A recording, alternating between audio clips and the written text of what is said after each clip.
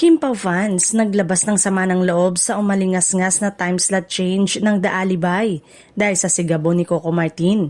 Umani ng iba't ibang reaksyon mula sa mga tagahanga ng Kim Pao ang kumakalat na usap-usapan na posibleng muling mailipat ang time slot ng seryeng The Alibay sa pagpasok ng inaabangang bagong proyekto ni Coco na sigabo.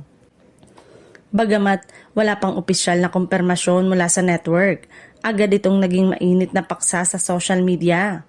Maraming fans ni Kim Chiu at Paolo Avellino ang nagpahayag ng kanilang pagkadismaya, lalo na't ilang beses na umanong naapektuhan ng schedule ng kanilang mga proyekto.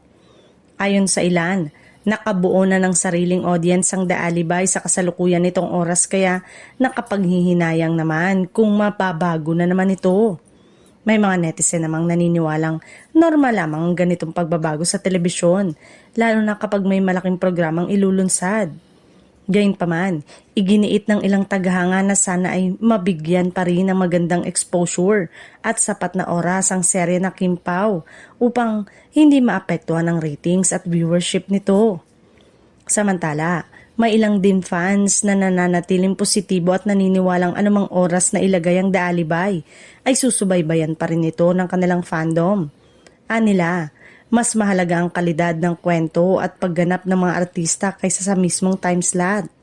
Habang hinihintay ang opisyal na anunsyo ng network, patuloy namang nagbabantay at umaasa ang mga tagahanga na mabibigyan ng patas na pagkakataon ang parehong The Alibay at Sigabo na maaabot ang kanika nilang manonood.